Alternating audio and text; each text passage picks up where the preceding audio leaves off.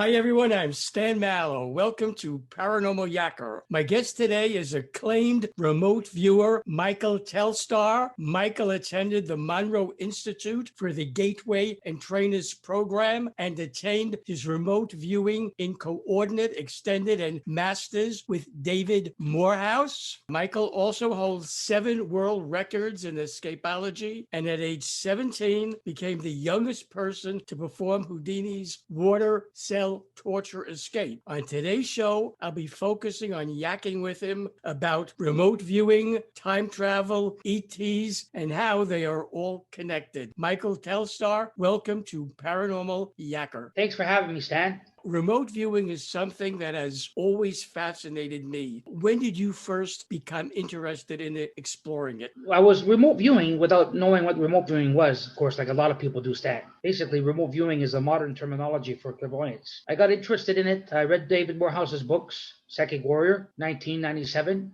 Took his coordinate remote viewing, and I kind of became pretty good friends with David because we did some seminars at the time together for the Learning Annex at the time that was in Toronto and other places in the US. So I ended up taking his other programs, and I loved the protocol and the structure. So around 2001, I took the master's program. So about 50 of us that were picked out of a pool of about 5,000 people. I had an absolutely marvelous time. Those were good training sessions. You have connected the dots when it comes to there being a correlation between remote viewing, time travel, and extraterrestrials. How did this theory come about, and what did you base your findings on? The original remote viewers in Project Stargate, which lasted for 27 years and classified in 1987, they found out that the remote viewers were drawn to UAP, or unidentified flying objects, or unidentified aerial phenomena, as they call it now. And remote viewers would see these massive objects in the sky, spaceships, beam ships, whatever you want to call them, and they were drawn to them. So they would have a target they would be given, right? And then all of a sudden, lo and behold, this massive,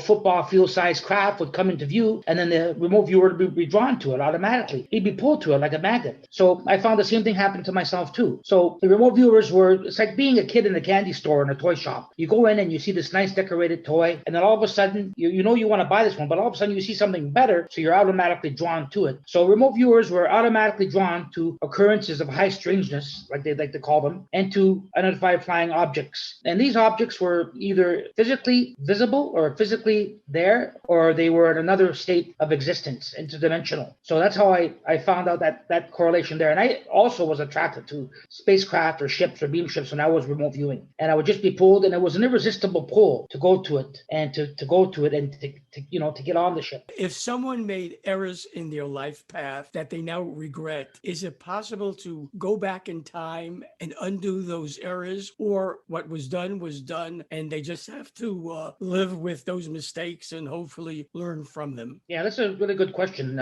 People are really curious about that. We're time travelers, right? We travel minute by minute, hour to hour into the future, right? But we can only move forward. But our minds are different. We're multidimensional beings, as you know, Stan. So yes, if you're going to time travel, the best thing or the best thing that you can time travel would be yourself automatically, because you're so connected to yourself. So yes, I have time traveled in the past through remote viewing, utilizing the extended protocol remote viewing. And there's a difference between those two we'll get into later. And I've gone back to my past self when I was very young, and I would communicate to my past self. And then if the effect is strong enough, then you will have a ripple effect that will cross through time, but it'll be an instantaneous change. So it could be a change of perception, a change in the thought, consciousness, and so on and so forth. So you can do that to your past self, and you can also do that to your future self. You can also do it to people as well, right? That's also possible. Time travel, we're not constrained by time traveling, by traveling through time, but we're remote viewing, because we're transcending time and space. So when you are doing that, you automatically, the remote viewers found out accidentally too that they could time travel. So for example, Stan, Joe McGonigal was given a task to go see this person, to go remote view this person. And he did. He saw the person and everything, and then he gave the monitor all the information after 2 or 3 hours being in that state. They said, well, it didn't fit in with anything they knew. But they found out a week later that this person did indeed go to this particular place that he saw him, and he also was able to pick up some actions that the person was doing, all right, with a briefcase, sitting down at a table with a certain person. And so they were following this person because he was a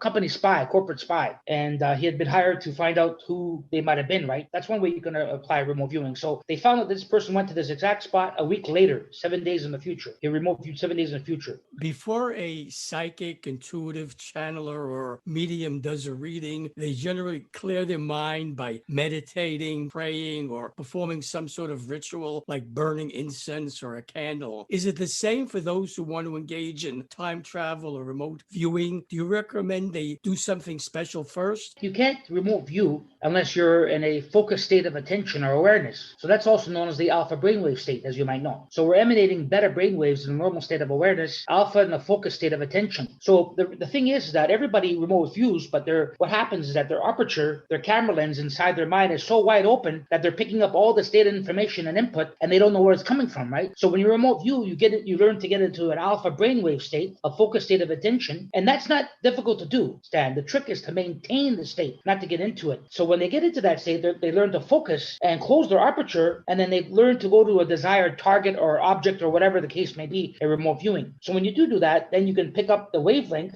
of whatever it is you're trying to pick up information on. Basically, remote viewing is an information retrieval system. It's not a standalone feature. It should be utilized with other methodologies of getting information, as simple as looking at a Facebook page or looking in the white pages or whatever. Whether you're looking for a person, an object, or a thing, you apply it with other methods, but it can be a powerful tool for finding that missing piece that physical technology cannot pick up on. For what purposes has remote viewing been used and can be used that benefits mankind? They developed at the Monroe Institute. They started doing remote viewing programs there about 12 years ago, and they developed protocols and methodologies for law enforcement.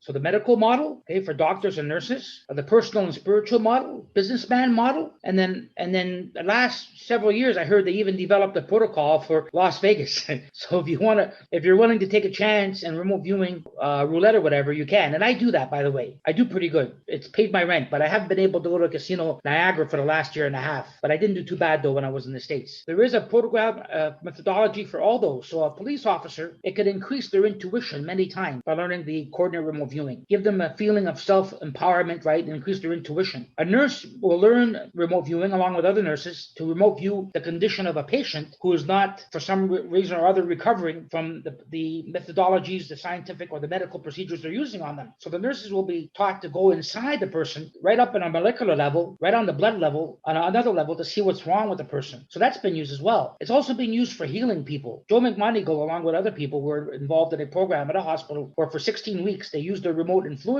healing for helping patients get better that were not otherwise reacting to treatments. And it worked so well that they didn't want to repeat the experiment again and put it out there. That's how well it worked. So each remote viewer would have a certain patient that they would focus on for 45 minutes, and they may or may not have known the patient. The patient did not know that they were being treated. They were just told that they'd be giving an alternative form of treatment, right? Because they find that if you consciously know, then you could put up mental blocks too. Yes. That's not too difficult to do. So there's a lot of ways of utilizing it. And I think anyone, any age, everybody's already basically utilizing the ability. I love the methodology because it allows a person with no apparent psychic proclivity to learn the protocol and be able to remote view what the information coming into them, how to discern impressions, feelings, and so on and so forth that comes to the remote viewing. I'd now like to ask you, Michael, the reverse of my previous question. Can remote viewing be used for evil deeds, such as using information gained from it by blackmailing someone, stealing a trade secret, or finding out the combination to a person's safe? There's nothing is impossible, right? I don't know of that being the general case. You'd have to have a small army of remote viewers that have a high ESPER rating, be able to do that kind of thing. There's only been a couple of people in my lifetime that have had this ability where they could use their ability to remote view anything, anywhere at will. And one of them was named Pat Price, and he was discovered by Harold Perthoff at the Stanford Research Institute. And they were looking for people that had psychic abilities, and he answered one of their ads. And he was so good at it that he could remote view a stranger's wallet and get their name. He could go into a desk and see what the papers were. He found out top secret military installations, and he was able to give an accurate drawing and assessment to the Stanford Research Institute. And when the CIA found out, they went there and they were going to arrest him as a spy. But Harold Perthoff and a couple other people there vouched for him and said, no, this guy guy is not a spy. This is what he does. And then that's when the CIA and the FBI and the NSA and the Pentagon, they all task the remote viewers with taskings, they would call them. So that's how proficient it was. Now, he never used his ability for bad, but remote influencing is possible. Sure. But if you have, say, 10 remote viewers remote influencing one individual, most likely you could get them to do that, what you want that individual to do, but it have to be a simple action. But a simple action can still make a big difference. So you got 2 cans of a pop. You got a Diet Pepsi and a Diet Coke, or a Coke and a Pepsi. Now, this guy always drinks Coke, this president or the CEO. Now, all of a sudden, while he's giving his meeting or whatever, he picks up the Pepsi and drinks it and puts it down. Thinks he had the Coke, but he had the Pepsi. So that's an experiment that was actually done, where a few remote viewers remote viewed him, remote influenced him to pick the Pepsi instead of the Coke. If one suspects they are being spied on by someone via remote viewing, is there anything that person can do to protect themselves? If so, what? You'd have to you never remote view something you already know the answer to, Stan. You're not going to remote view, unless you're practicing, you're not going to remote view the Eiffel Tower, the Grand Canyon. You might remote view the dark side of the moon and things like that. That's fine. But they found out, they were worried about this, the CIA and the military, they were worried about this, what you just said. So what they did was to throw off remote viewers, what they did was they took a couple of dozen balloons, and balloons in the shape of Mickey Mouse, his pet pal, the dog, I can't remember, Donald Duck, and they'd have these balloons and helium balloons, right? And they blow them up and they would put them at the top secret installation, so that if a remote viewer on the other side remote viewed that station, he would be drawn, remember, to the unusual. He'd be drawn to these balloons, and then he would tell his monitor what he's seeing, and the monitor says, no, you're way off. That's not the place. Leave the place. That's how they were able to throw them off. Amazing. They actually did that.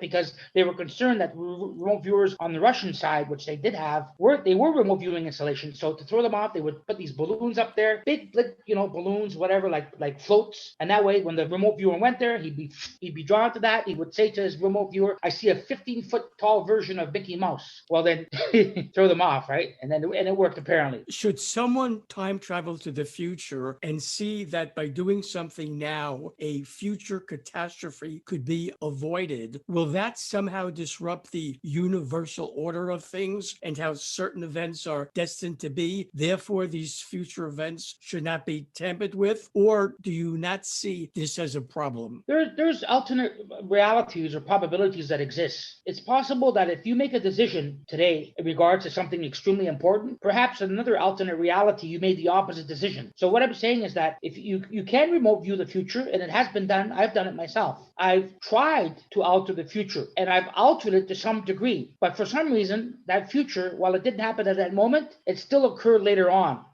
So it's like I was able to hold it back with a psychic dam, because I knew what was going to happen, and then so I did something to alter it. And so, for example, I knew my mother was going to pass away. I was remote viewing future about 6 months, and I moved out of my apartment, put everything in a storage, and I moved to her apartment. I saw her get hit by a vehicle. I stayed with her, and when she went out and everything, I would have a friend chaperone her home, or I'd take her home if I could. But I have somebody always take her home, and she wouldn't want that. And I says, "Mom, you're being chaperoned, so let's go with them." So I saw that. So basically, I had a remote viewing premonition 6 months ahead, where I saw her in a white Cadillac, and the white Cadillac was driving. She was sitting in the passenger seat, and there was nobody sitting in the driver's seat. And then I seen the car drive away at a turn. It turned away from the path and went on a turn off, and it turned away, and she smiled at me. So I put that together with being hit by a car, with something happening to her. Well, I was with her all the time, so that didn't happen. But 4 months after my living with her, while I was doing a show right at Dundas Square at the time, my girlfriend was with me. She had a stroke. She's taken to the hospital right there at St. Michael's Hospital, right just down the street from there. And they said to her she was going to be okay. I was delighted. And then she had another stroke 20 minutes later that was deeper. They couldn't save her. So she ended up still passing away,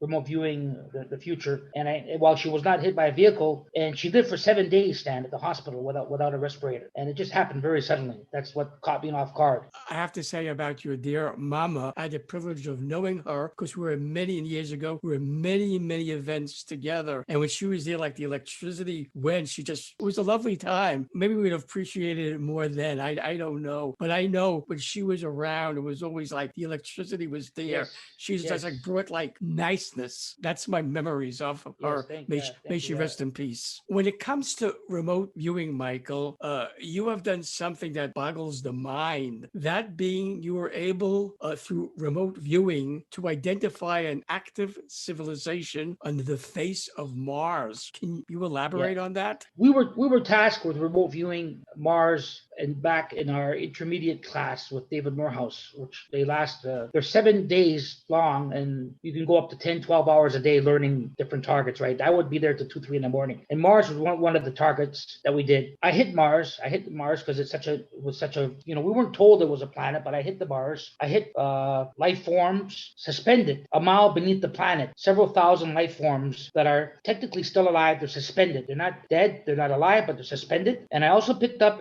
other people picked up Mars and also picked up life forms in a civilization that once existed there. But when we're doing the remote viewing, right, we're given a set of numbers which represent the target in the matrix. So 1, 2, 3, 4, 5, 6, 7, 8 could be the numbers. They mean nothing to us, right? But they represent, these are actual coordinates that were the military utilized in Project Stargate. So we were given the same coordinate as they were for Mars. I discovered, and other people correlated it, about 12 other people, life forms about a mile down into the planet, suspended animation, massive quantities of water, the size of extremely large lake or oceans even, machine or some kind of androids that were looking after them for a future date, to revive them at a future date. We were given this target again in our master's class, and I even came up with more information. The drones that are going on the planet, we were also tasked with the rover.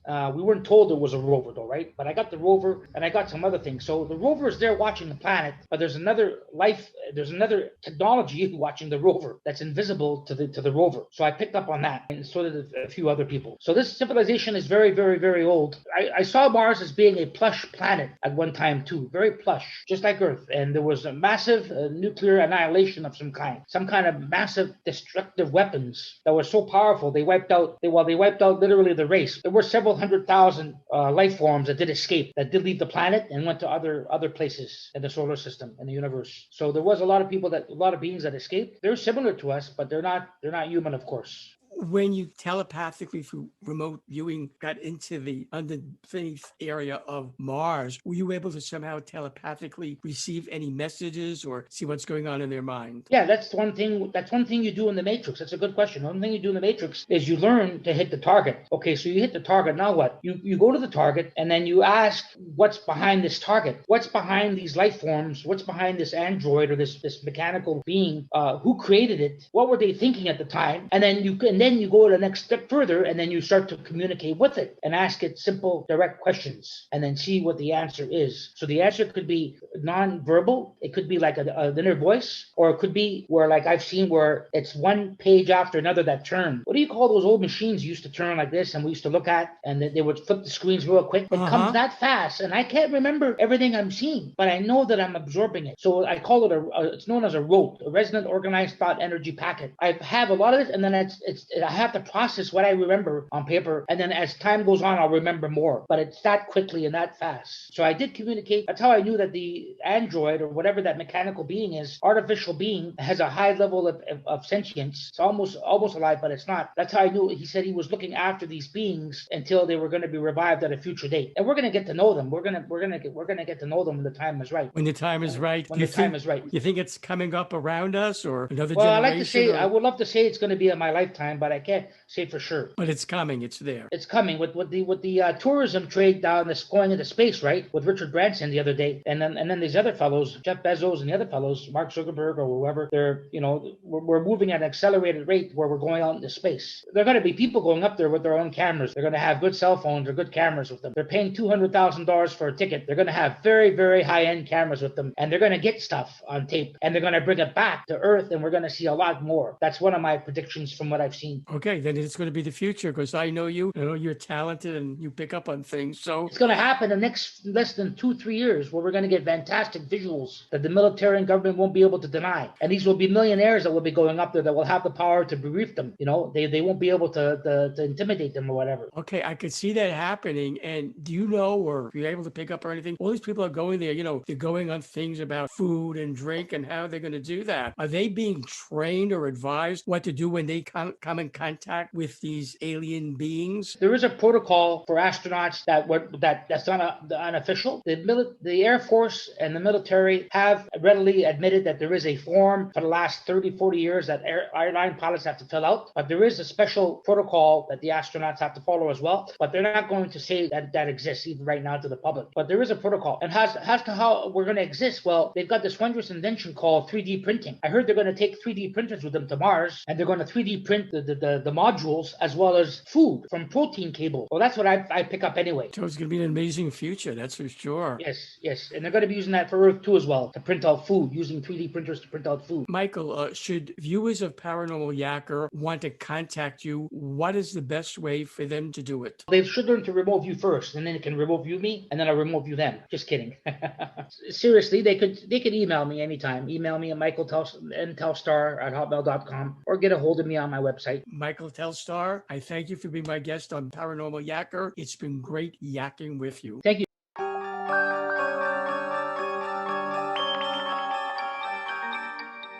Hi, everyone. I'm Stan Mallow, the Paranormal Yacker. I hope you enjoyed the interview you just watched. To be sure you don't miss any interviews on my free YouTube channel, all you have to do is press the subscribe button on your screen.